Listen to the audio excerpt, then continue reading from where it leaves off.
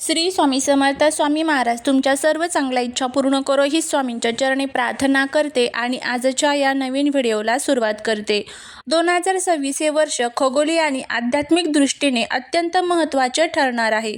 वर्षाची सुरुवात होत असतानाच मार्च महिन्यात एक मोठी घटना घडणार आहे. ते म्हणजे 3 मार्च 2026 रोजी वर्षातील पहिलेच चंद्रग्रहण लागणार आहे. विशेष म्हणजे हे ग्रहण होळीच्या म्हणजेच धुलीवंदनाच्या येत असल्याने याचे महत्त्व अधिक वाढले आहे. आजच्या या व्हिडिओमध्ये आपण ग्रहण भारतात दिसणार का, ग्रहणाची नक्की वेळ, सूतक काळ काय आहे, कोणत्या राशीवर याचा शुभ अशुभ परिणाम होणार आणि सर्वात महत्त्वाचा हाच एक प्रभावी उपाय आपल्याला या दिवशी करायचा आहे. हा उपाय जर आपण केला तर शत्रू आपल्यासमोर गुडघे टेकवेल, आपल्या मनातील इच्छा पूर्ण होतील.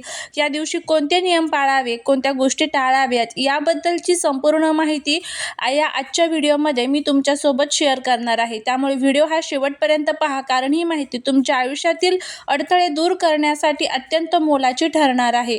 जर व्हिडिओ आवडला तर लाईक, शेअर आणि सबस्क्राईब करायला विसरू नका. त्याचबरोबर कमेंटमध्ये ओम चंद्रदेवाय नमः लिहायला अजिबात विसरू नका, जेणेकरून भगवान चंद्रदेवांची तुमच्या कुटुंबावर, मुलांवर अगदी भरभरून अशी कृपा होईल. ग्रहणाची वेळ आणि सूतक काळ हा 1:30 पासून ते 3:30 पर्यंत असणार आहे. शास्त्रानुसार जेव्हा पृथ्वी ही सूर्य आणि चंद्राच्या मध्ये येते तेव्हा चंद्रग्रहण घडते. 3 मार्च 2026 चे ग्रहण पूर्ण चंद्रग्रहण असण्याची शक्यता असणार आहे. भारतीय वेळेनुसार ग्रहण काळ हा अंदाजी वेळ दुपारी किंवा संध्याकाळी हे ग्रहण सुरू होईल. चंद्रग्रहणाचा सूतक काळ ग्रहण सुरू होण्याच्या 9 तास आधी सुरू होतो. या काळात मंदिरे बंद असतात आणि कोणतेही शुभ कार्य केले जात नाही. ग्रहणाकडे केवळ एक खगोलीय घटना म्हणून पाहू नका. आपल्या शास्त्रात ग्रहणाला पर्वकाळ म्हटले जाते. या काळात केलेली सेवा, उपाय आणि जप, दान, मंत्र जप याचे फळ 1000 पटीने जास्त मिळते. यंदाचे हे ग्रहण सिंह किंवा कन्या राशीत होत असल्याने त्याचा थेट परिणाम आपल्या मानसिक स्थितीवर आणि आरोग्यावर होऊ शकतो. ग्रहण काळात नकारात्मक ऊर्जा वाढते, म्हणून या काळात सावध राहणे गरजेचे असते. या ग्रहणाच्या तुमच्या राशीवर काय परिणाम होईल तर ते आपण प्रथम बघूया. मेष, मिथुन, सिंह आणि धनु या राशींच्या लोकांसाठी हे ग्रहण संमिश्र फळ देणारे आहे. आर्थिक व्यवहारात सावधानता बाळगावी लागेल. वृषभ, कर्क, वृश्चिक आणि मीन या राशींनी आरोग्याची काळजी घ्यावी, विनाकारण वाद टाळावेत. कन्या, तूळ, मकर आणि कुंभ या लोकांसाठी प्रगतीचे नवे मार्ग उघडतील, मात्र घाईत निर्णय घेऊ नका. गर्भवती महिलांसाठी विशेष सूचना म्हणजे 7:30 ते 9 हा ग्रहण काळात सर्वात जास्त विचारला जाणारा प्रश्न म्हणजे गर्भवती महिलांनी काय करावे.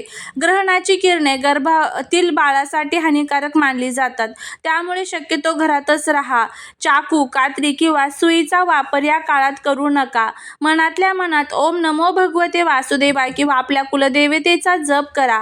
पोटावर गेरूचा लेप लावण्याने बाळाचे संरक्षण होते असे म्हटले जाते, त्यामुळे गेरूचा लेप लावणं जर तुम्हाला शक्य असेल तर आवर्जून टाळावे.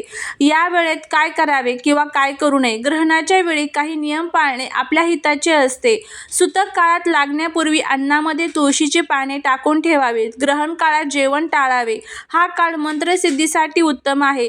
गायत्री मंत्र किंवा महामृत्युंजय मंत्रांचा जप करावा. ग्रहण संपल्यानंतर आंघोळ करून गरजूंना पांढऱ्या वस्तूंचे दान करणे अत्यंत शुभ असते. त्यामध्ये तुम्ही तांदूळ, साखर, दूध या वस्तूंचे दान हे करू शकता. 3 मार्च 2026 चे हे पहिले चंद्रग्रहण आपल्या सर्वांसाठी खूप महत्त्वाचे असणार आहे. पंचांगानुसार 3 मार्च 2026 चे हे पूर्ण चंद्रग्रहण खग्रास चंद्रग्रहण असणार आहे आणि ग्रहणाचा स्पर्श म्हणजेच ग्रहणाची सुरुवात ही दुपारी साधारण 3:55 होणार आहे. ग्रहणाचा मध्य हा संध्याकाळी 5:10 होणार आहे. ग्रहणाचा मोक्ष हा संध्याकाळी 6:25 होणार आहे. याचा अर्थ असा की दुपारी 4 ते संध्याकाळी 6:30 वाजेपर्यंत ग्रहणाचा मुख्य काळ असेल. बघा, ग्रहणाचा जो चंद्रग्रहणाचा सूतक काळ ग्रहणाच्या 9 तास आधी सुरू होतो, त्यामुळे सूतक काळाचा प्रारंभ हा सकाळी 7 वाजेपासून सूतक काळ सुरू होईल आणि सूतक काळात देवाची पूजा करणे, अन्न शिजवणे किंवा खाणे वर्ज्य मानले जाते. मात्र हे नियम प्रामुख्याने जिथे ग्रहण दिसते तिथे लागू होतात. जर हे ग्रहण तुमच्या भागात दिसत नसेल तर केवळ धार्मिक श्रद्धेनुसार काही नियम पाळणे खूप महत्त्वाचे असते. धुलीवंदन आणि ग्रहण एकाच दिवशी आल्याने अनेकांमध्ये संभ्रम आहे. शास्त्रानुसार ग्रहणात आणि सूतक काळात आनंदाचे उत्सव साजरे करणे टाळले जातात. जर तुम्हाला रंग खेळायचे असेल तर 3 मार्च रोजी सकाळी 7च्या आधी खेळणे सर्वात उत्तम राहील. सकाळी 7 नंतर सूतक काळ सुरू होत असल्याने आणि दुपारी प्रत्यक्ष ग्रहण काळ असल्याने दुपारी रंग खेळणे टाळावे. ग्रहणाच्या सावटाखाली किंवा सूतक काळात रंग खेळणे अशुभ मानले जाते. संध्याकाळी 6:30 वाजता ग्रहण सुटल्यानंतर सर्वांनी शुद्ध पाण्याने स्नान करावे, घर स्वच्छ करावे. त्यानंतर तुम्ही कोरड्या गुलालाने सण साजरा करावा. गर्भवती महिलांनी दुपारी 3:30 ते 6:30 या वेळेत घराबाहेर पडू नये. रंग खेळणे पूर्णपणे टाळावे. चंद्रग्रहण हे धार्मिक दृष्टिकोनातून अत्यंत महत्त्वाचे मानले जाते. ग्रहण काळात अन्नावर नकारात्मक ऊर्जेचा परिणाम होतो असे शास्त्र सांगते. त्यामुळे ग्रहणाच्या दिवशी कोणत्या भाज्या टाळाव्यात याबद्दलची माहिती या आजच्या व्हिडिओमध्ये आपण घेणार आहोत. त्यामुळे व्हिडिओ हा स्किप न करता शेवटपर्यंत नक्की पहा. शास्त्रात आणि आयुर्वेदिक दृष्टिकोनातून ग्रहण काळात काही विशिष्ट पदार्थ खाणे पूर्णपणे वर्ज्य मानले जाते. त्यामध्ये सर्वात पहिला जो पदार्थ आहे ते म्हणजे पालेभाज्या. मेथी, पालक किंवा कोथिंबीर यासारख्या पालेभाज्या ग्रहण काळात लवकर खराब होतात. त्यांच्यावर वातावरणातील सूक्ष्म जंतूंचा आणि ऊर्जेचा परिणाम लवकर होतो, म्हणून त्या टाळाव्यात. दुसरी जी आहे तर ते म्हणजे कांदा आणि लसूण. तामसिक अन्न मानले जाते आणि ग्रहण काळात शरीरातील पित्त आणि उत्तेजनाचा वाढू शकते, म्हणून कांदा लसूण खाणे टाळणे हिताचे असते. त्यानंतर पुढचा जो पदार्थ आहे ते म्हणजे शिळे अन्न.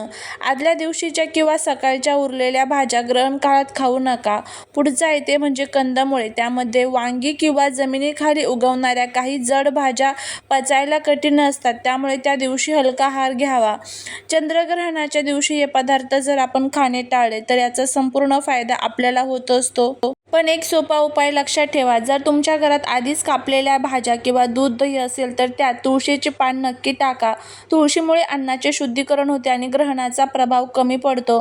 ग्रहण सुटल्यानंतर रात्री 8 नंतर ताजे अन्न शिजवून खाणे सर्वात उत्तम ठरेल. आरोग्य जपा आणि नियमांचे पालन करा. ग्रहण सुरू होण्यापूर्वीच म्हणजेच दुपारी 2च्या आधीच पिण्याच्या पाण्याच्या माठात किंवा धान्याच्या डब्यात तुळशीची पाने किंवा दर्भ काळडी टाकून ठेवा. यामुळे मुलांच्या जेवणावर आणि आरोग्यावर कोणतेही वाईट परिणाम होणार नाही. सूतक काळ, वेद आणि जे नियम सांगितलेले आहेत तर ते सर्व पाळण्याचा प्रयत्न करा.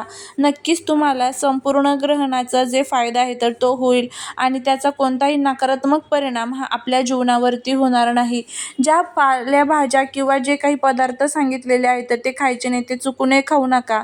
त्याचबरोबर या दिवशी मांसाहार, मद्य यासारख्या गोष्टींचं सेवन देखील चुकूनही करू नका. आणि जर चुकून यांचं सेवन आपल्याकडनं झालं तर देवाकडे क्षमा प्रार्थना ही आवर्जून मागावी. आणि ह्या चुका जर आपल्याकडनं झाल्या तर त्याचे जे वाईट परिणाम आहे तर ते नक्कीच आपल्याला भोगावे लागतात. त्यामुळे ह्या चुका टाळा. झालेली सेवा ही महाराजांच्या चरणी रुजू करते. जर तुम्हाला हा व्हिडिओ आवडला असेल तर लाईक, शेअर आणि सबस्क्राईब करायला विसरू नका.